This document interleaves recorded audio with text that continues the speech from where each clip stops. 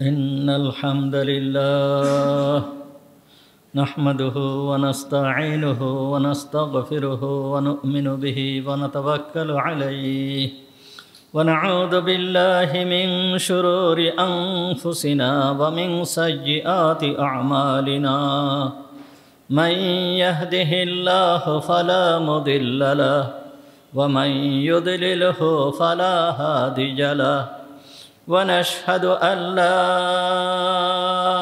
إله إلا الله وحده لا شريك له ونشهد أن سيدنا مولانا محمدا عبده ورسوله أرسله بالحق بشيرا ونذيرا صلى الله تعالى عليه وعلى آله وأصحابه وبارك وسلم تسليما كثيرا كثيرا أما بعد فأعوذ بالله من الشيطان الرجيم بسم الله الرحمن الرحيم اذهبوا بقميصي هذا فألقوه على وجه أبي يأتي بصيرا وأتوني بأهلكم أجمعين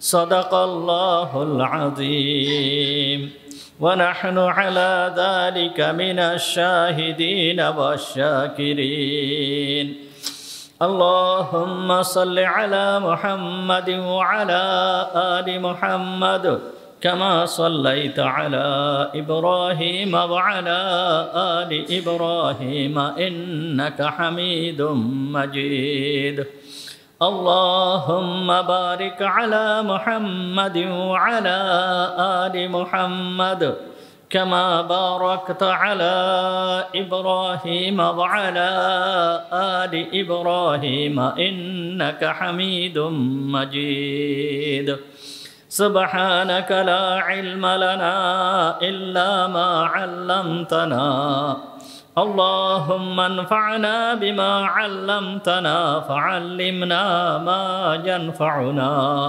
وزدنا علما رب اشرح لي صدري ويسر لي أمري واحلل عقدة من لساني يفقهوا قولي اللهم طهر قلوبنا عن غيرك ونور قلوبنا بنور معرفتك ربنا تقبل منا إنك أنت السميع العليم وتب علينا إنك أنت التواب الرحيم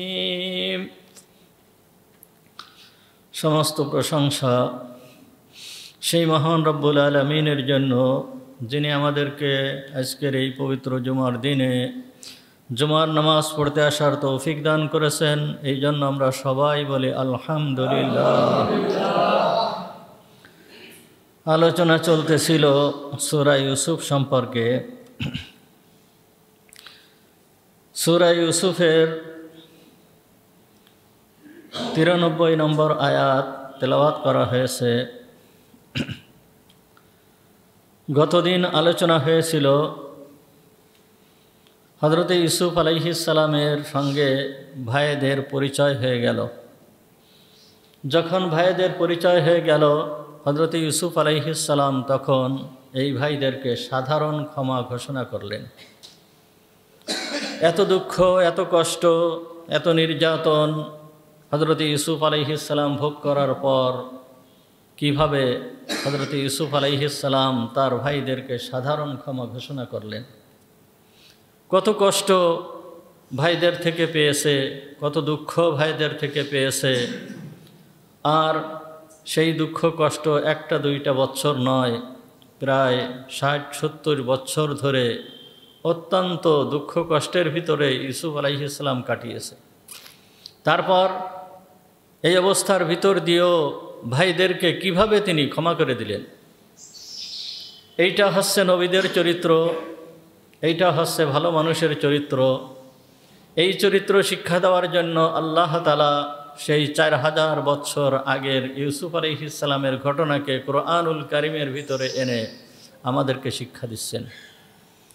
এইখানে লক্ষণীয় বিষয়, হযরত ইউসুফ আলাইহিস সালাম যেই বিষয়টা লক্ষ্য করেছেন, ইউসুফ আলাইহিস সালাম ভাইদের কাজের দিকে লক্ষ্য করেন নাই। ইউসুফ আলাইহিস সালাম লক্ষ্য করেছেন ফলাফলের দিকে। ইউসুফ আলাইহিস সালাম লক্ষ্য করেছেন ফলাফলের দিকে। দুইটা জিনিস, একটা হচ্ছে আমল আর একটা হচ্ছে নতিজা, যেইটাই বাংলায় বলে, একটা হচ্ছে কাজ আর একটা হচ্ছে ফলাফল। কাজের মাধ্যমে ফলাফল অর্জিত হয়। সর্বপ্রথম কাজ করে, কাজ করার পরে এই কাজের মাধ্যমে ফলাফল অর্জিত হয়। ধরেন কোনো কৃষক জমিতে ফসলের চাষাবাদ করে, সে জমিতে চাষাবাদ করে, ফসল লাগায়, এইটা হচ্ছে তার কাজ।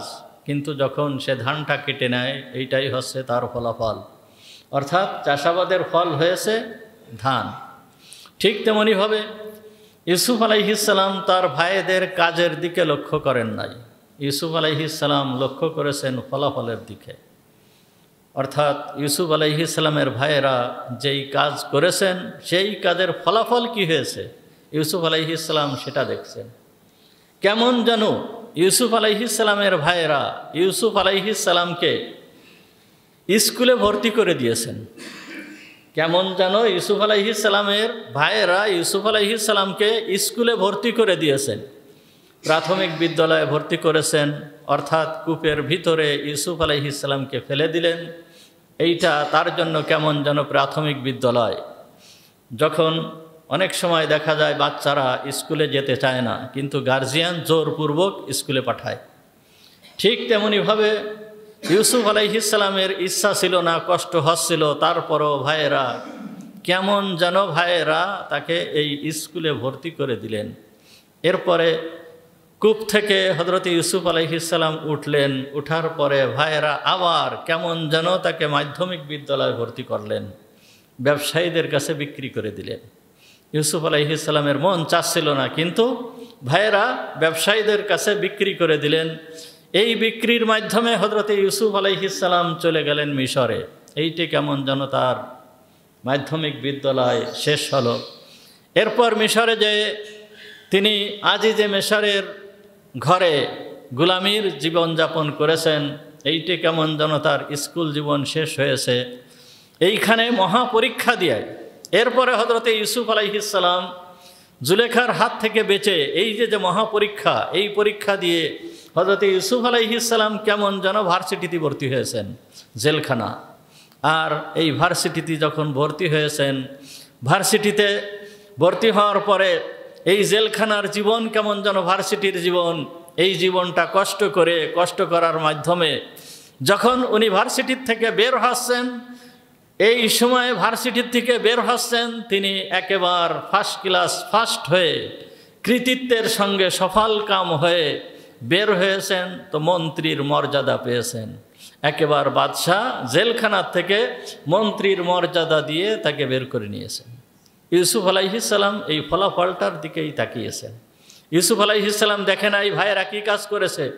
ইউসুফ আলাইহিস সালাম তাকিয়েছেন যে আমার ভাইয়েরা আমাকে কূপের ভিতরে ফেলেছে, ব্যবসায়ীদের কাছে বিক্রি করে দিয়েছে, এই যে জীবন আমার হয়েছে, আমার ভাইয়েরা যদি এই রকম না করতো আমি মিশরে পৌঁছাতে পারতাম না। আর মিশরে যদি না পৌঁছাতে পারতাম তাহলে আমি ওই জেলখানায় বন্দী হতে পারতাম না। আর জেলখানায় বন্দী যদি না হতাম তাহলে আমি বাদশার ডাকে আমি সাড়া পেতাম না। এই দিকে হযরত ইউসুফ আলাইহিস সালাম তাকিয়েছে যে আমার ভাইয়েরা যে কাজ করেছে আমার উপকারের জন্য করেছে, আমার মঙ্গলের জন্য করেছে। সুতরাং ভাইয়েরা যদিও এই মঙ্গল চায় নাই, উপকার চায় নাই, কিন্তু ইউসুফ আলাইহিস সালাম দেখছে যে ভাইদের মাধ্যমে, ভাইদের এই কাজের মাধ্যমে আমি এই পর্যায়ে পৌঁছায়েছি। সুতরাং আমার এই পর্যায়ে পৌঁছানোর ভিতরে ভাইদের হাত রয়েছে, ভাইদের যথেষ্ট অবদান রয়েছে। এই জন্য হযরত ইউসুফ আলাইহিস সালাম বলতেছেন মান্নাল্লাহু আলাইনা ইউসুফ আলাইহিস সালাম ভাইদেরকে সাধারণ ক্ষমা ঘোষণা করে দিলেন, সাধারণ ক্ষমা ঘোষণা করলেন যে লা তাসরিবা আলাইকুমুল ইয়াউম, আজকের এই দিন তোমাদের উপরে আমার বিন্দুমাত্র কোনো অভিযোগ নেই, বিন্দুমাত্র কোনো অভিযোগ নেই। বরঞ্চ কি করেছে, মান্নাল্লাহু আলাইনা, ইউসুফ আলাইহিস সালাম বলতেছেন এটা আল্লাহ তাআলা আমাদের উপরে অনুগ্রহ করেছেন। ইউসুফ আলাইহিস সালাম বলেন নাই যে আমার উপরে অনুগ্রহ করেছেন, এইখানেও ভাইদেরকে অন্তর্ভুক্ত করেছেন যে মান্নাল্লাহু আলাইনা, আল্লাহ তাআলা আমাদের উপরে অনুগ্রহ করেছেন। অর্থাৎ তোমাদের এই কাজের দ্বারা আমি এই পর্যন্ত পৌঁছায়েছি, তোমাদের এই কাজ যদি না হতো তাহলে আমি এই পর্যন্ত পৌঁছাতে পারতাম না। সুতরাং এইটা আল্লাহ তাআলার বড় অনুগ্রহ আমাদের উপরে, এটা আল্লাহ তাআলা আমাদের উপরে বড় অনুগ্রহ করেছেন। এই পর্যন্ত কথাবার্তা যখন শেষ হয়েছে, শেষ হওয়ার পরে এইবার ইউসুফ আলাইহিস সালাম পিতার কথা জিজ্ঞেস করলেন যে পিতা কেমন আছে, আমার আব্বার কি অবস্থা। তখন ভাইরা বলল যে আব্বার তো এই অবস্থা। এখন পিতার কথা তো আগে বেনিয়ামিনের কাছের থেকে সব কিছুই শুনছে, তারপরও ভাইদের কাছে শুনতেছে যে আব্বার কি অবস্থা। তখন ভাইদের কথা, পিতার কথা ভাইয়েরা সব ইউসুফ আলাইহিস সালামকে বললেন। বলার পরে এইবার ইউসুফ আলাইহিস সালাম বলতেছে, কি বলতেছে, ইযহাবু বিকামিসি হাদা ফাআলকু আলা ওয়াজহি আবি ইয়াতি বাসীরা। ভাইরা বলল যে পিতা তোমার জন্য ক্রন্দন করতে করতে তার চোখ অন্ধ হয়ে গিয়েছে, তিনি দেখতে পারেন না। তখন ইউসুফ আলাইহিস সালাম এইবার বলতেছে, ইযহাবু বিকামিসি হাদা ফাআলকুহু আলা ওয়াজহি আবি ইয়াতি বাসীরা। আমার পিতার চোখ অন্ধ হয়ে গেছে, সুতরাং তোমরা যাও। ইযহাবু বিকামিসি হাযা, আমার এই জামা, এই জামাকে নিয়ে তোমরা যাও। ফাআলকুহু আলা ওয়াজহি আবি, এইটা আমার পিতার চেহারার উপরে রাখো, মুখমণ্ডলের উপরে রেখে দাও। ইয়াতি বাসীরা, আমার পিতার দৃষ্টিশক্তি ফিরে চলে আসবে। ওয়া আতুনি বিআহলিকুম আজমাইন, এবং এরপরে তোমরা সবাই, সমস্ত পরিবারবর্গ সবাইকে আমার কাছে নিয়ে চলে আসবে। এ কথা হযরত ইউসুফ আলাইহিস সালাম এখানে বললেন। এইখানে এই আয়াতের যে ব্যাখ্যা, এই আয়াতের যে তাফসীর, এখানে মুফাসসিরিন ইকরাম বহুত কথা বর্ণনা করেছেন। এক নম্বর কথা হচ্ছে যে ইযহাবু বিকামিসি হাযা, মানে জামা সম্পর্কে, ইউসুফ আলাইহিস সালামের জামা সম্পর্কে এখানে আলোচনা করেছেন।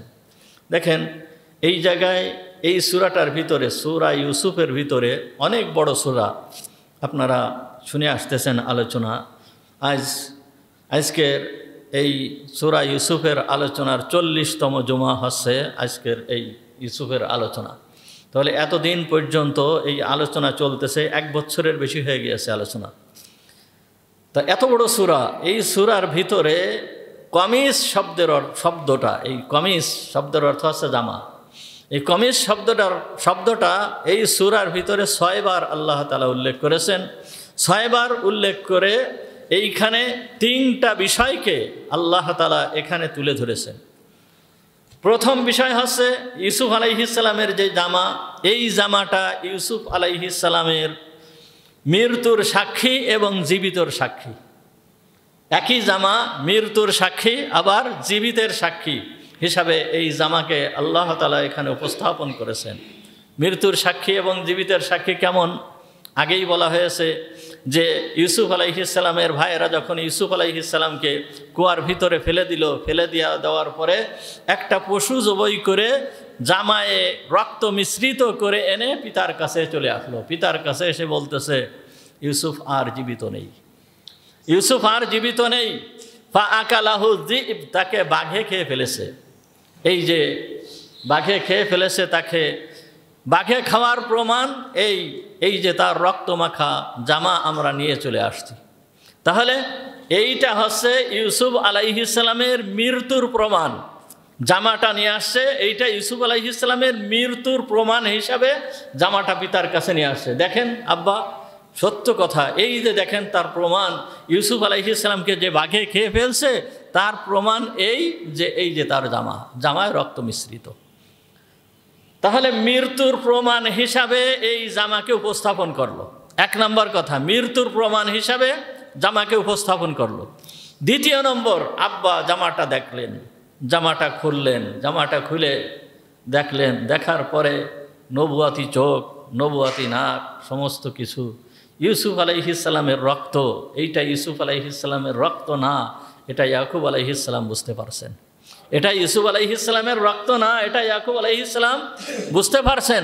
এবং তারপরে বলতেছেন যে মা রাআইতু কাল ইয়াউম, আমি আজকের এই দিনের পূর্বে, আমি আজকের এই দিনের পূর্বে এত বড় শিক্ষিত বাঘ কোনো দিন দেখি নাই যে বাঘে আমার ইউসুফকে জামার ভিতরের থেকে বের করে নিয়ে গেল আর জামাটা একটুও কোথাও ছিঁড়ল না। এ কেমন শিক্ষিত বাঘ! অর্থাৎ ইউসুফ আলাইহিসসালামকে জামার ভিতরের থেকে বাঘে নিয়ে গেল, বাঘে খেয়ে ফেললো, তার জামাটা ছিঁড়ল না। এটা কিভাবে হতে পারে? তাহলে এইখানে ইয়াকুব আলাইহিসসালাম এই জামার দ্বারা প্রমাণ করলেন যে তোমরা যে এই জামাকে তার মৃত্যুর সাক্ষী হিসাবে নিয়ে আসতেছ, এইটা সঠিক নয়, বরঞ্চ এই জামাই সাক্ষী দিচ্ছে যে ইউসুফ জীবিত। তাহলে ওই যেই জামায় তারা মৃত্যুর সাক্ষী হিসাবে নিয়ে আসছে, সেই জামা আবার ইয়াকুব আলাইহিসসালাম সেই জামা দিয়ে প্রমাণ করলেন যে ইউসুফ জীবিত। তাহলে এইখানে ইউসুফের মৃত্যুর সাক্ষী হিসাবে জামা, ইউসুফের জীবিতর সাক্ষী হিসাবে জামা। 2 নম্বর জায়গায় যখন জুলাইখা হযরতে ইউসুফ আলাইহিসসালামকে তার মনের যে উদ্দেশ্য ছিল, খারাপ উদ্দেশ্য ছিল, এইটাকে পূরণ করার জন্য যখন ইউসুফকে ডাকছিল, ডাকার পরে ইউসুফ আলাইহিসসালাম যখন তার ডাকে সাড়া দেয় নাই, আপনারা শুনে আসছেন, আলোচনা করা হয়েছে পূর্বে, তখন কি করলো? ইউসুফ আলাইহিসসালাম যখন দৌড় দিয়েছিল, দৌড় দেওয়ার পরে জুলাইখা পিছন থেকে জামা ধরে বসছিল। জামা ধরে বসার সঙ্গে সঙ্গেই জামাটা পিছন থেকে একেবারে ছিঁড়ে ইউসুফ আলাইহিসসালামের শরীরের থেকে বের হয়ে গিয়েছিল, এইভাবে ছিঁড়ে গিয়েছিল। এখন সে বের হয়ে তো গেল, ইউসুফ আলাইহিসসালাম ওইভাবে দৌড়াইতে দৌড়াইতে দরজার সামনে চলে আসছেন, দরজা খুলে ইউসুফ আলাইহিসসালাম বের হয়ে গিয়েছেন। যখন বের হয়ে গিয়েছে, সামনে যায় দেখে জুলাইখার স্বামী দাঁড়ানো, আজিজে মিসর তখন দাঁড়ানো। যখন আজিজে মিসরকে জুলেখা দেখে ফেলছে, দেখার সঙ্গে সঙ্গে সে তো আশ্চর্য হয়ে গেছে, কি ব্যাপার, এই সময় উনি কোথার থেকে আসলেন? উনি তো এই সময় থাকার কথা না। কিন্তু মহিলাদের হঠাৎ বুদ্ধি, এইটি বড় মারাত্মক পর্যায়ের হাতিয়ার তাদের, হঠাৎ বুদ্ধি। ওই সময়ে জুলেখা কি বলল যে মান আরাদা বি আহলিকা সু, যেই ব্যক্তি আপনার স্ত্রীর সঙ্গে খারাপ উদ্দেশ্য করে তার কঠিন শাস্তি হওয়া উচিত, তাকে জেলখানায় পুরা উচিত। সম্পূর্ণ দোষ ইউসুফ আলাইহিসসালামের ঘাড়ে দিয়ে দিল। বাদশার স্ত্রী, প্রধানমন্ত্রীর স্ত্রী, সে ইউসুফ আলাইহিসসালামের ঘাড়ে দোষ দিয়ে দিয়েছে, অপবাদ। যে অপবাদটা দিয়ে দিয়েছে, এই অপবাদটা একটা জঘন্যতম অপবাদ হযরত ইউসুফ আলাইহিসসালামের উপরে, জঘন্যতম অপবাদ। এই অপবাদ এমন একটা অপবাদ দিয়েছে যে জঘন্যতম অপবাদ, যেইটা নবীর চরিত্রের একটা কলঙ্ক। নবীর চরিত্র তো নবীর চরিত্র, নবীর স্ত্রীদের চরিত্র কখনো খারাপ না, নবীর স্ত্রীদের চরিত্র কখনো খারাপ না। অনেক নবীর স্ত্রীরা ঈমান আনে নাই, তারা বেঈমান অবস্থায় ধ্বংস হয়ে গেছে। লূত আলাইহিসসালামের স্ত্রী বেঈমান অবস্থায় ধ্বংস হয়ে গেছে, নূহ আলাইহিসসালামের স্ত্রী বেঈমান অবস্থায় ধ্বংস হয়ে গেছে, কিন্তু দুশ্চরিত্রা ছিলেন না, তারা কখনোই দুশ্চরিত্রা ছিলেন না। যাই হোক, ইউসুফ আলাইহিসসালামের উপরে এমন একটা অপবাদ দিয়েছে, এবং এই অপবাদটা দিচ্ছে কে? প্রধানমন্ত্রীর স্ত্রী। এবং এমন অপবাদ, যেই অপবাদটাকে খণ্ডন করার মতন কোনো দলিল, কোনো প্রমাণ, কোনো চিহ্ন, কোনো কিছুই নাই। ইউসুফ আলাইহিসসালাম কিভাবে এই অপবাদের থেকে বেঁচে আসবে? এই রকম ধরনের কোনো কিছুই নাই। কেমন অপবাদ দেখেন, জুলেখা তার ঘরের দাসী যারা আছে সব জুলেখার পক্ষে, তার special force SSF special security force যেইগুলো আছে সব জুলেখার পক্ষে। বাইরের দিয়ে যেই সমস্ত সিকিউরিটি, পুলিশ বলেন, বিডিআর বলেন, আর্মি বলেন, যা বলেন, সব জুলেখার পক্ষে।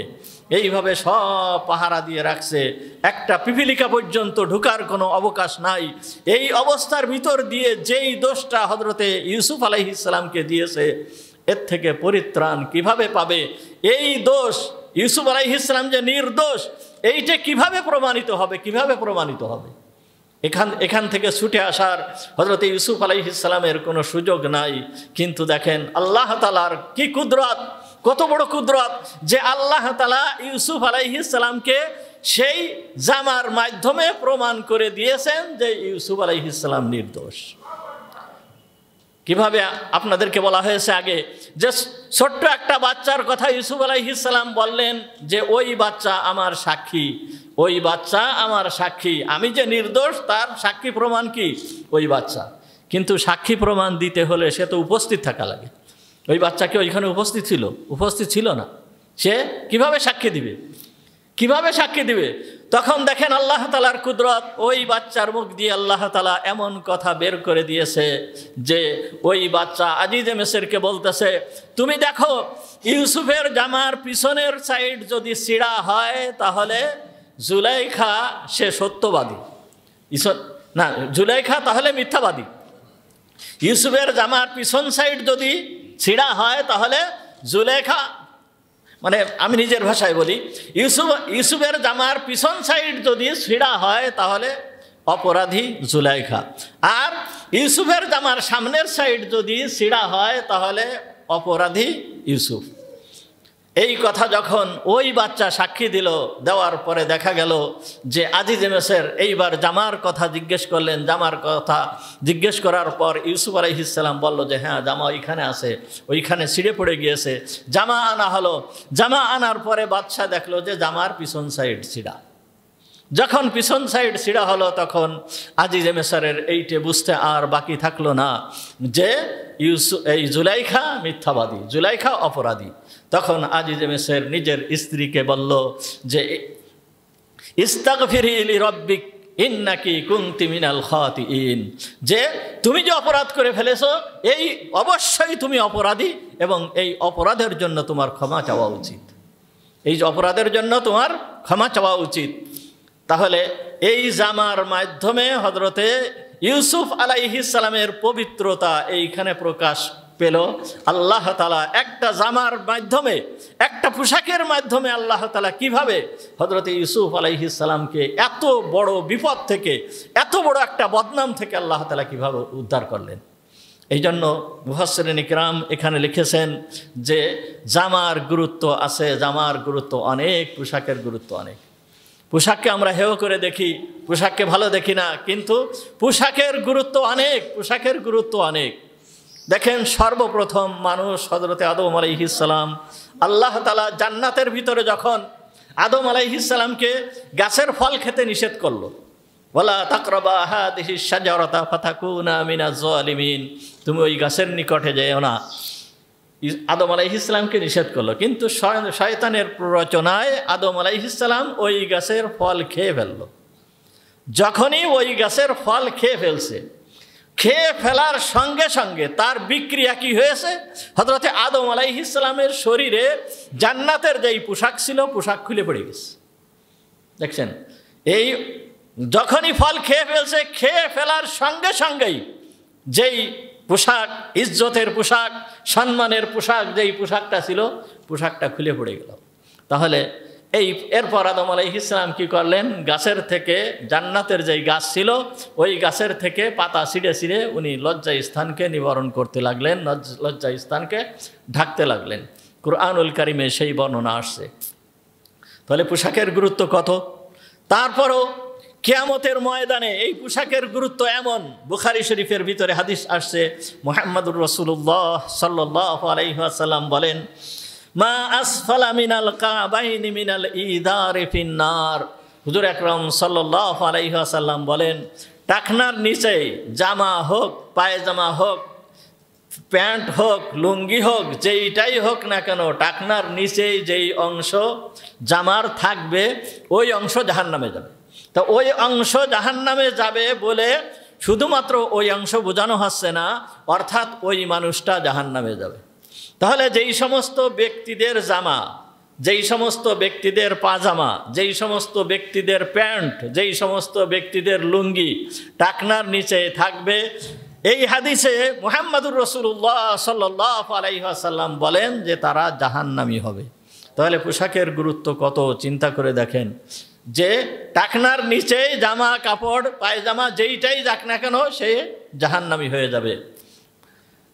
এরপরে কিয়ামতের ময়দানে আবার ওই বুখারী শরীফের হাদিসে আসছে যে কিয়ামতের ময়দানে যারা টাকনার নিচে কাপড় পরে, ওই টাকনুর নিচে কাপড় পরবে, এদের দিকে আল্লাহ তাআলা রহমতের দৃষ্টি দিয়ে তাকাবেন না।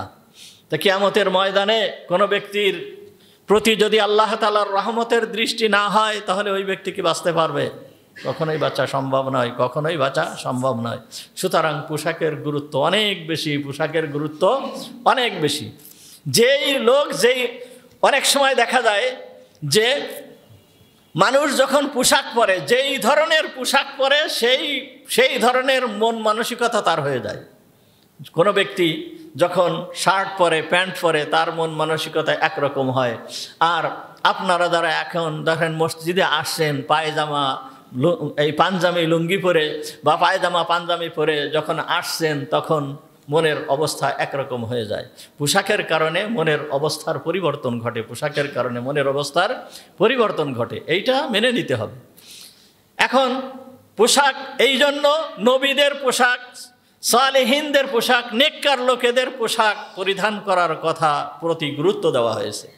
এখন হয়তো অনেকে বলতে পারবেন, অনেকে বলেন, অনেক সময় বলে থাকেন, সাধারণ সাধারণ ব্যাপার, ছোট্ট ছোট্ট ব্যাপারে অনেক সময় এরকম বলে থাকে।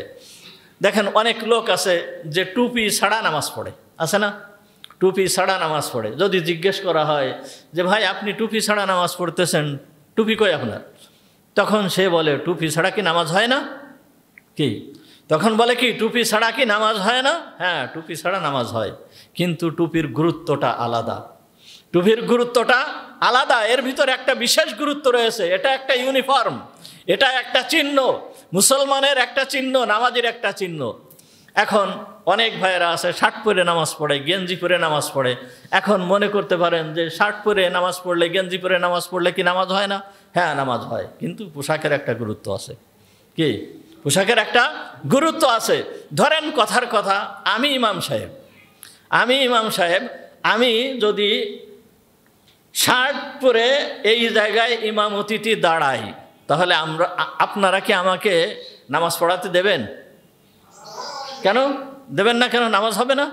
নামাজ তো হয়ে যাচ্ছে, তবে কেন আপনারা দিবেন না? নামাজের কোনো ত্রুটি হচ্ছে নাকি? শার্ট পরে আমি নামাজ পড়তেছি, নামাজের কি ত্রুটি হচ্ছে? নামাজের কোনো ত্রুটি হচ্ছে না, কিন্তু তারপরও দিবেন না কেন? যে পোশাকের একটা গুরুত্ব, আলাদা একটা গুরুত্ব আছে, এই জন্য পোশাকের গুরুত্ব দেওয়া উচিত। পোশাকের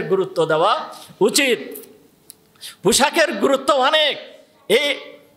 যে কোনো ব্যক্তির পোশাকের কারণে আল্লাহ তাআলা তাকে গুনাহ থেকে বাঁচায় দেন। যে এরকম দেখেন এই সূরার ভিতরে হযরত ইউসুফ আলাইহিস সালামকে কিভাবে এই পোশাকের মাধ্যমে আল্লাহ তাআলা তার পবিত্রতা বর্ণনা করলেন, তিনি কিভাবে পবিত্র হয়ে গেলেন। এই জন্য পোশাকের গুরুত্ব অনেক বেশি।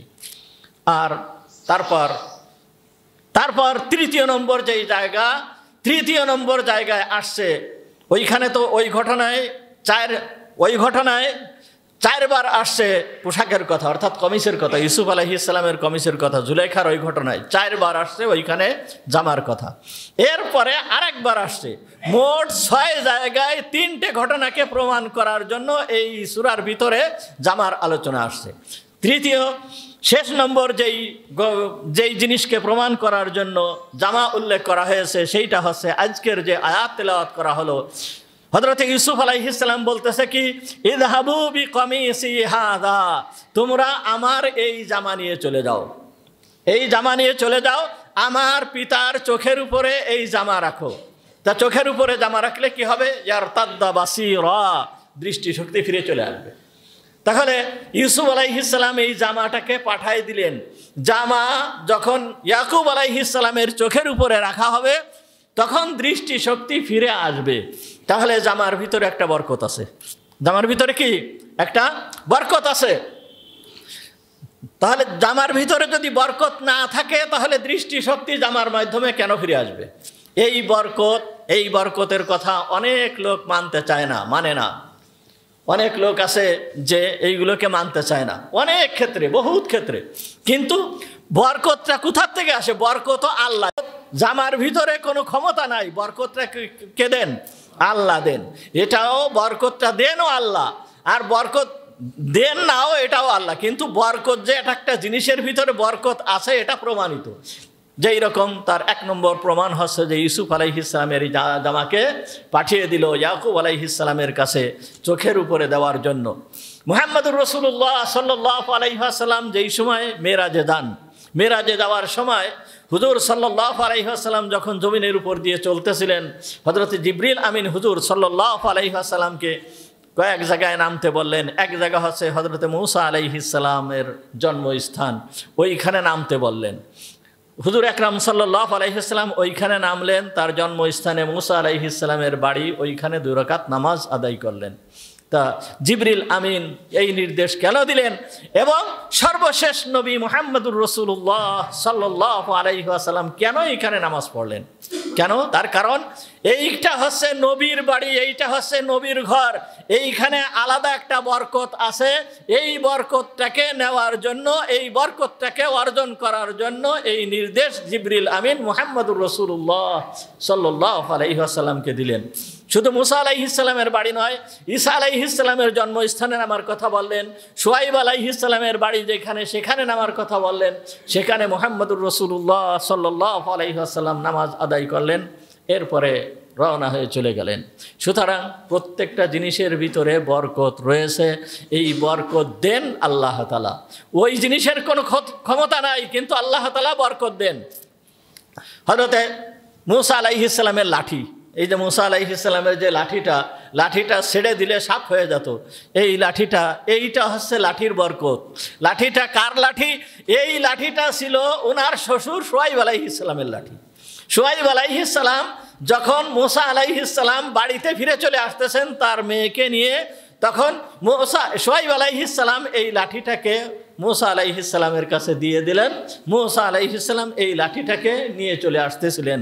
তো এই লাঠির ভিতরে বিশেষ বরকত রয়েছে, কুরআনুল কারীমের দ্বারা এ প্রমাণিত।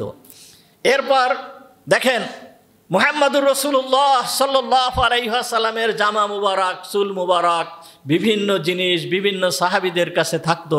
এর ভিতরে বিশেষ বিশেষ বরকত রয়েছে, এর ভিতরে বিশেষ বিশেষ বরকত রয়েছে। বহুত বরকত আল্লাহ তাআলা এর ভিতরে দিয়েছেন। সুলতান মাহমুদ গজনভী রহমাতুল্লাহি আলাইহি, যার কথা আপনাদেরকে প্রায় বলা হয়, গজনির সুলতান ছিলেন সুলতান মাহমুদ। ইনি ভারতবর্ষ 17 বার আক্রমণ করেছেন। 17 বার ভারতবর্ষ আক্রমণ করেছেন। ইতিহাসের পাতায় এগুলো লেখা আছে, আপনারা যারা ইতিহাস পড়েন দেখতে পারবেন যে এই সুলতান মাহমুদ গজনভী রহমাতুল্লাহি আলাইহি 16 বার যখন ভারতবর্ষ অভিযান চালিয়েছেন, উনি অভিযানে জয়যুক্ত হতে পারেন না। 16 বার অভিযান করেছেন, 16 বারেই উনি বিফল হয়েছেন। পরে উনি কি করলেন? উনার কাছে মুহাম্মদুর রাসূলুল্লাহ সাল্লাল্লাহু আলাইহি ওয়াসাল্লামের একটা জামা মুবারক পরস্পর আসতে আসতে ওনার হাত পর্যন্ত হুজুর সাল্লাল্লাহু আলাইহি ওয়াসাল্লামের একটা জামা মুবারক আসছিল। তো যখন ওই জামা মুবারক আসছে, জামা মুবারক আসার পরে উনি একদিন রাতে ওই জামাটাকে পরিধান করে পাহাড়ের উপরে উঠে গেছেন। পাহাড়ের উপরে উঠে যেয়ে 2 রাকাত নামাজ আদায় করছেন। নামাজ আদায় করে আল্লাহর দরবারে দরখাস্ত করতেছেন, হে আল্লাহ, আমি পাপী মানুষ, আমি গুনাহগার মানুষ। হে আল্লাহ, তুমি আমার অপরাধকে ক্ষমা করে দাও, তুমি আমার অপরাধকে তুমি মাফ করে দাও। হে আল্লাহ, আমার দিকে তুমি না তাকিয়ে আমি যেই পোশাকটা পরেছি তোমার হাবিবের গায়ের জামা, এই পোশাকের দিকে তাকিয়ে তুমি আমাকে এই ভারতবর্ষ অভিযানে তুমি আমাকে জয়ী করে দাও। এই দোয়া হযরত সুলতান মাহমুদ গজনভী রহমাতুল্লাহি আলাইহি রাত্রে বেলায় করছেন। সকালবেলা উঠে উনার বিশিষ্ট একজন আলেম শায়েখ, তার নাম ছিল শিহাবউদ্দিন, উনি এসে বলতেছেন, সুলতান মাহমুদ তুমি কি কাজটা করলে, তুমি কি কাজটা করলে, তুমি রাতে বেলায় কি কাজ করেছো? তখন বলতেছে যে হুজুর কি কাজ করেছি, আমি তো এই দোয়া করেছি। তখন বলতেছে যে তুমি যদি ভারতবর্ষ, তুমি শুধু ভারতবর্ষ চেয়েছো, তুমি যদি ওই সময় আল্লাহর কাছে সারা পৃথিবী যেতে, তাহলে আল্লাহ তাআলা তোমাকে সারা পৃথিবীর বাদশা বানিয়ে দিত। কত বড় কথা চিন্তা করেন। তাহলে এর পরের বারাই হযরত সুলতান মাহমুদ গজনবী রহমাতুল্লাহি আলাইহি উনি এই ভারতবর্ষে অভিযানে সফল হয়ে যান। এই 17 বারে উনি সফল হয়েছেন। এই ভারতবর্ষের আরেকজন সুলতান ছিলেন সুলতান কুতুবউদ্দিন। সুলতান কুতুবউদ্দিন আইবেক, এটাও ইতিহাসের পাতায় আসে। এই কুতুবউদ্দিন আইবেকের যেই পীর সাহেব ছিল, যেই শায়েখ ছিল, ওনার নাম ছিল কুতুবউদ্দিন কাখী রহমাতুল্লাহি আলাইহি। কুতুবউদ্দিন আইবেক ইনার পীর সাহেব ছিল, ইনার শায়েখ ছিল কুতুবউদ্দিন কাখী রহমাতুল্লাহি আলাইহি। কুতুবউদ্দিন কাখী, এই কাখী কেন হয়েছে? কাখী শব্দের অর্থ, কাক শব্দের অর্থ আছে রুটি। যাই হোক, ও আর এক ঘটনা অন্য একদিন বলা যাবে। এই কুতুবউদ্দিন কাখী রহমাতুল্লাহি আলাইহি দিল্লিতে যেই কুতুব মিনার তৈরি হয়েছে, খুব সম্ভব 1130 খ্রিস্টাব্দে, 1130 সালে এই কুতুবউদ্দিন আইবেক রহমাতুল্লাহি আলাইহি এই কুতুব মিনার নির্মাণ করেন। এই কুতুব মিনার নির্মাণ করেছেন ওনার নামে নয়, এইটা ওনার ওই পীর সাহেবের নামে, কুতুবউদ্দিন কাখীর নামে এই কুতুব মিনার নির্মাণ করেছেন। এই কুতুবউদ্দিন কাখী রহমাতুল্লাহি আলাইহি এইরকম একজন ব্যক্তি ছিলেন যে উনি কুতুবউদ্দিন আইবেক হচ্ছে ওনার মুরিদ। তাহলে উনি কোন পর্যায়ের ব্যক্তি ছিলেন? উনি মসজিদের খতিব ছিলেন, মসজিদে নামাজ পড়াতেন।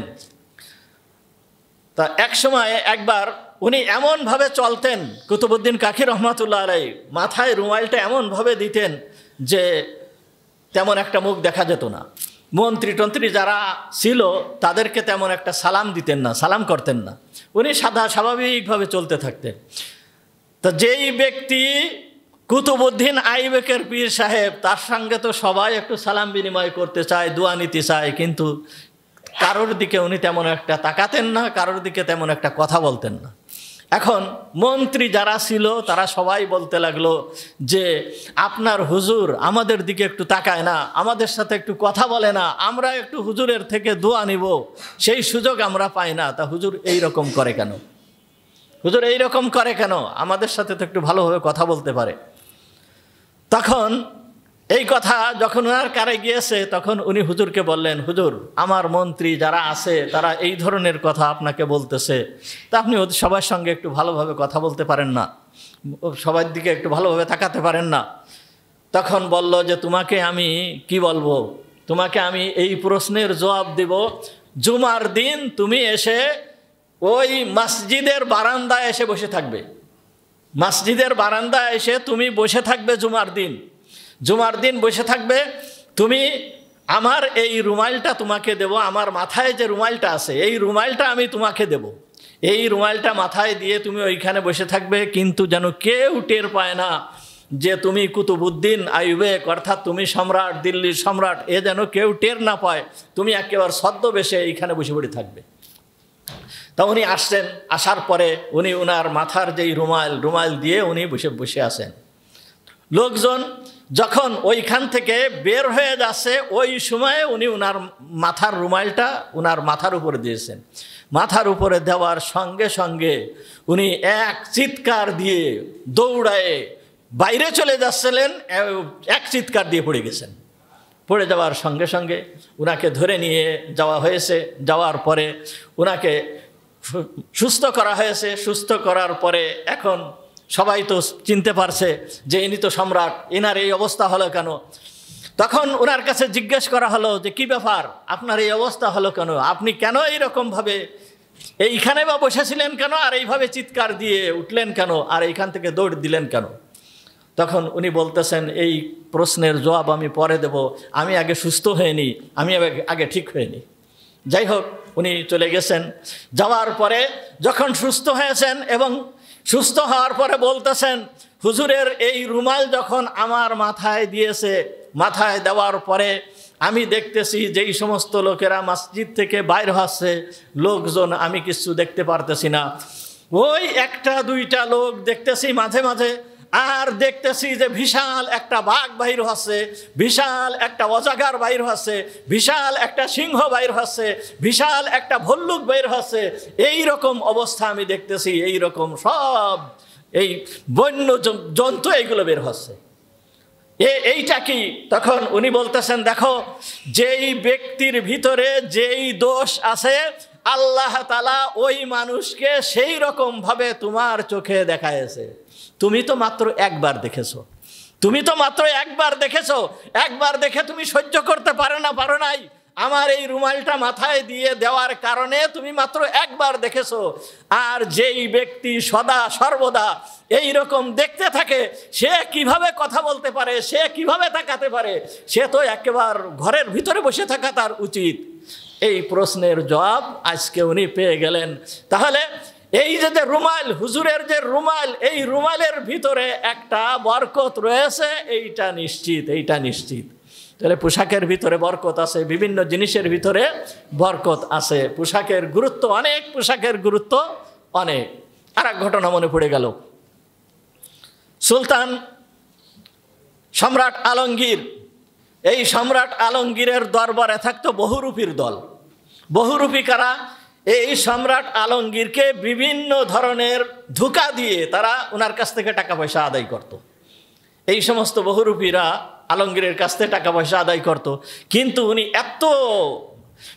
এত বিচক্ষণ ছিলেন যে কেউ বহুরূপী সেজে ধোঁকা দিয়ে ওনার কাছ থেকে টাকা পয়সা নিতে পারতো না। উনি একবার ঘোষণা করে দিয়েছিলেন যে আমার কাছ থেকে ধোঁকা দিয়ে বহুরূপী সেজে যে আমার কাছ থেকে টাকা আমাকে ধোঁকা দিতে পারবে তাকে আমি এত টাকা পুরস্কার দেব।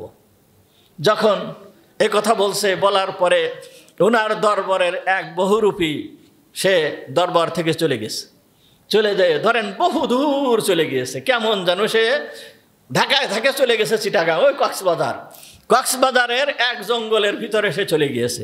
জঙ্গলে যে একেবারে এক দরবেশ সেজে, জামা কাপড় ওই রকম জুব্বা গায়ে দিয়ে দরবেশ সেজে জঙ্গলের ভিতরে সে জিকির করে, জঙ্গলের ভিতরে বসে বসে জিকির করে, আল্লাহ আল্লাহ করে, আল্লাহর ইবাদত করে। এর উদ্দেশ্য কিন্তু বাদশাহ আলমগীরকে ঠকানো, বাদশাহ আলমগীরকে ধোঁকা দেওয়া। তা ঘটনাক্রমে বাদশাহ আলমগীর ওই এলাকায় আসছেন। এলাকায় আসার পরে যেহেতু বাদশাহ আলমগীর অনেক বড় আল্লাহওয়ালা ব্যক্তি ছিলেন, ইনি যখন আসছেন, আসার পরে ওই এলাকার লোকজন বলতেছে, হুজুর এই জায়গায় একজন আল্লাহওয়ালা ব্যক্তি থাকে, অনেক বড় আল্লাহওয়ালা ব্যক্তি এই জায়গায় থাকে, আপনি যদি একটু তার কাছে যেতেন তাহলে ভালো হতো। তখন উনি মনে করলেন যে ঠিক আছে, তাহলে একজন আল্লাহওয়ালা ব্যক্তি থাকে, আমি তার কাছে যাব, তার কাছে যাই, যাতে সমস্যা কি।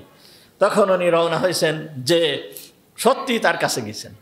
যাওয়ার পরে তার সাথে কথা বলার পরে উনি কথাবার্তা বলছেন, কথাবার্তা বলে দোয়া নিছেন।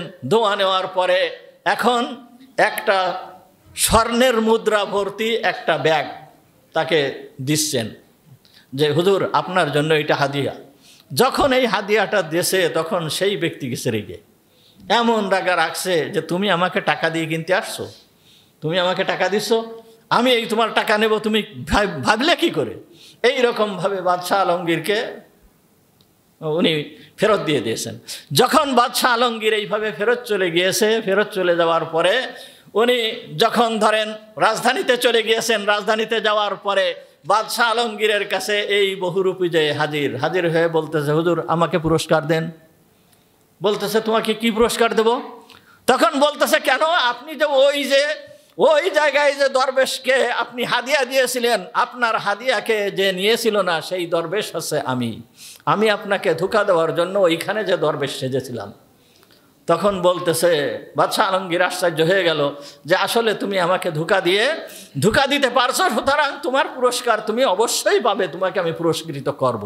কিন্তু তুমি বলো সেই দিন তোমাকে আমি যেই পরিমাণ টাকা দিয়েছিলাম সেই টাকা তো তোমার এই পুরস্কারের সমান তো আর হবে না, এই পুরস্কারের টাকা তো সামান্য, আর ওই দিন তো টাকা ছিল অনেক।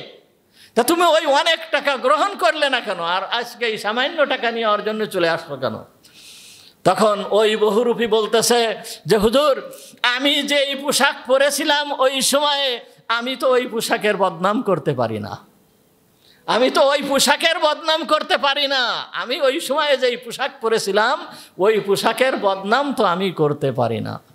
সুতরাং দেখেন, আল্লাহর শুকরিয়া, আল্লাহর শুকরিয়া, আপনাকে আমাকে ইসলামের লিবাস পোষায়ছেন, ইসলামের লিবাস পরায়ছেন আল্লাহ তাআলা। আল্লাহ তাআলার বহুত বড় নিয়ামত, বহুত বড় নিয়ামত। আপনাকে আমাকে এই ইসলামের লিবাস আল্লাহ তাআলা আমাদেরকে দান করেছেন। সুতরাং এই লিবাসের একটা গুরুত্ব, এই লিবাসের পোশাকের একটা গুরুত্ব রয়েছে, যার প্রমাণ হযরতে ইউসুফ আলাইহিস সালাম তার জামাকে দিয়ে বা ভাইদেরকে বলল যে ইযহাবু বিকামিসি হাদা, তোমরা আমার এই জামা নিয়ে যাও, ওয়া আলকুহু আলা ওয়াজহি আবি, আর এইটাকে আমার পিতার চোখের উপরে রেখে দাও, ইয়ারতাদ্দা বাসীরা, চোখের দৃষ্টিশক্তি ফিরে চলে আসবে। কেন হযরতে ইউসুফ আলাইহিস সালাম কেন এই কথা বললেন যে চোখের দৃষ্টিশক্তি ফিরে চলে আসবে? আগেই বলা হয়েছে এই পোশাকটা, হযরত ইউসুফ আলাইহিস সালামের এই জামাটা কোন জামা ছিল মনে আছে? জান্নাতি জামা ছিল। হযরত ইউসুফ আলাইহিস সালামের এই জামাটা জান্নাতি জামা ছিল, বেহেশতের জামা ছিল। যেই জামাটা আগেই আপনাদেরকে বলা হয়েছে, যেই জামাটা হযরত ইব্রাহিম আলাইহিস সালাম যেই সময় কুয়ার এই আগুনের ভিতরে ছিল, নমরুদ যখন তাকে আগুনে ফেলেছিল, নমরুদ যখন আগুনে ফেলেছিল, তখন জিবরিল আমিন জান্নাত থেকে এই জামা এনে হযরত ইব্রাহিম আলাইহিস সালামকে পরায় দিয়েছিল। সেই জামা হযরত ইব্রাহিম আলাইহিস সালাম তার ছেলে হযরত ইসহাক আলাইহিস সালামকে দিয়ে যায়, আর ওই জামা হযরত ইসহাক আলাইহিস সালাম তার ছেলে হযরত ইয়াকুব আলাইহিস সালামকে দিয়ে যায়। আর ইয়াকুব আলাইহিস সালাম ওই জামাটাকে একটা তাবিজ আকারে একটা ইসের ভিতরে ভরে হযরতে ইউসুফ আলাইহিস সালামের কাছে দিয়ে রেখে দিয়েছিল, যেন বদনজর না লাগে, বদনজরের থেকে হেফাজতের জন্য ওই জান্নাতি জামাটা ইউসুফের কাছে সদা সর্বদা রেখে দিয়েছিল। তা ভাইয়েরা, যখন হযরতে ইউসুফ আলাইহিস সালামকে তার জামা কাপড় খুলে কুয়ার ভিতরে ফেলে দিয়েছিল, জিবরিল আমিন তখন এসে হযরতে ইউসুফ আলাইহিস সালামের ওই তাবিজের ভিতর থেকে জামাটাকে বের করে ইউসুফ আলাইহিস সালামকে পরাই দিয়েছিল। ওই জামা, সেই জামা। এই ইউসুফ আলাইহিস সালাম তখন তো ছোট ছিল, যেহেতু জামাটা হচ্ছে কি জান্নাতি জামা, জান্নাতের জামা। ইব্রাহিম আলাইহিস সালাম উনি বড় ছিলেন, শরীর বড় ছিল, ওই জান্নাতি জামা, ওই জামা পরার মানে ইব্রাহিম আলাইহিস সালাম পরলে উনার শরীরের মাপে ওই জামা হয়ে গিয়েছে। হযরত ইসহাক আলাইহিস সালাম যখন পড়েছেন, ইসহাক আলাইহিস সালামের মাপে হয়ে গেছে। যেই ব্যক্তি পড়েছে তার মাপেই হয়ে গিয়েছে। ইউসুফ আলাইহিস সালাম ছোট, ইউসুফ আলাইহিস সালাম যখন পড়েছে ইউসুফ আলাইহিস সালামের মাপে হয়ে গিয়েছে। ইউসুফ আলাইহিস সালাম যখন বড় হয়েছে, যখন পড়েছে ও তার মাপে হয়ে গিয়েছে। তাফসীরে রুহুল বয়ানের ভিতরে আসছে যে জুলাইখা যখন ইউসুফ আলাইহিস সালামকে ডাকছিল, তখন ওই জামাটা পরা ছিল, এই জামাটাই পরা ছিল, আর এই জামাটাই ফেটে গিয়েছিল। হযরত ইয়াকুব আলাইহিস সালামের কাছে এই জামাটা হযরত ইউসুফ আলাইহিস সালাম প্রেরণ করলেন, পাঠালেন। চোখের জ্যোতি ফিরে আসবে। কেন ফিরে আসবে? আল্লাহ তাআলা জিবরিল আমিনের মারফত জানিয়ে দিয়েছিল যে ইউসুফ, তোমার এই জামাটাকে তুমি তোমার পিতার কাছে পাঠিয়ে দাও, তোমার পিতার কাছে পাঠিয়ে দাও। যেহেতু এই জামাটা হচ্ছে জান্নাতি জামা, এই জামার ভিতরে জান্নাতি ঘ্রাণ রয়েছে, আর এই জামা যখন তোমার পিতার চোখের উপরে রাখা হবে, জান্নাতি ঘ্রাণ যখন এই জামার ভিতরে রয়েছে, তখন এই জান্নাতি সুবাস যার নাকে বা চোখে লাগে তার আর কোনো অসুস্থতা থাকতে পারে না, সে সুস্থ হয়ে যায়। সুতরাং তুমি তোমার এই জামাকে পাঠিয়ে দাও। হযরত ইউসুফ আলাইহিস সালাম জামাকে পাঠিয়ে দিলেন। এখন এই জামা নিয়ে কে যাবে? হযরত ইউসুফ আলাইহিস সালামের এই জামা নিয়ে কে যাবে? এই জামা নিয়ে তখন দৌড় শুরু করছেন ইউসুফ আলাইহিস সালামের বড় ভাই ইয়াহুদা। ইউসুফ আলাইহিস সালামের বড় ভাই ইয়াহুদা, যে ওই মিশরেই থেকে গিয়েছিল এবং পিতাকে বলে, ভাইদেরকে বলেছিল যে তোমরা পিতার কাছে চলে যাও, বেনিয়ামিনকে উদ্ধার না করা পর্যন্ত আমি আর কেনানে ফিরে যাব না, এ কথা বলেছিল। তখন ইহুদা এই জামা নিয়ে ইউসুফ আলাইহিস সালামকে বলতেছে যে আমি আমি এই জামা নিয়ে যাব, আমি পিতার কাছ থেকে তোমাকে বিভিন্ন কথা বলে নিয়ে আসছিলাম এবং কূপের ভিতরে ফেলে দেওয়া হয়েছিল, এর ভিতরে আমি ছিলাম, সুতরাং আজকের এই জামা নিয়ে আমি যাব, আমার কাছে এই জামাটা দিয়ে দাও, আমি তোমার এই জামা নিয়ে যাব। তখন ইহুদা এই জামা নিয়ে যখন এই জামা পেয়েছেন, পাওয়ার সঙ্গে সঙ্গে তিনি এমনভাবে দৌড় শুরু করেছেন, ওনার মাথায়ও কিছু নেই, মাথা খালি, পায়ে যে জুতা ছিল এই জুতাও নেই, উনি খালি পায়ে খালি মাথায় এমন দৌড় শুরু করেছেন যে ওনার কাছে 7 টুকরা রুটি ছিল, 7 টুকরা রুটি ছিল, 7টা না, 7 টুকরা রুটি ছিল। এই রুটিও খাওয়ার অবকাশ ওনার হয় নাই। উনি এত পরিমাণ খুশি হয়েছেন যে জামা নিয়ে দৌড়াচ্ছেন, দৌড়াতে পিতার কাছে পৌঁছায় গিয়েছেন, একেবারে পিতার কাছে পৌঁছায় গিয়েছেন। কিন্তু এই খালি পায়ে খালি মাথায় না খেয়ে না ঘুমায়ে এত পথ, সেই মিশরের থেকে কিরান পর্যন্ত এত দূরত্ব, এত পথ, এইভাবে দৌড়াতে পিতার কাছে এই জামা নিয়ে পৌঁছায় গিয়েছেন। পিতার কাছে যখন এই জামা নিয়ে পৌঁছানোর পরেই পিতার নাকে জামা যখন হাতে পেয়েছে, ইহুদা যখন রওনা হয়েছে, এই সময় হযরতে ইয়াকুব আলাইহিস সালাম ইউসুফ আলাইহিস সালামের ঘ্রাণ পাওয়া শুরু হয়ে গিয়েছে। তখন ইউসুফ আলাইহিস সালাম ইয়াকুব আলাইহিস সালাম ইউসুফ আলাইহিস সালামের ঘ্রাণ পাচ্ছে। যাক, সময় হয়ে গেছে। ওয়া আখিরু দাওয়ানা আলহামদুলিল্লাহি রাব্বিল আলামিন। আমরা যারা সুন্নাত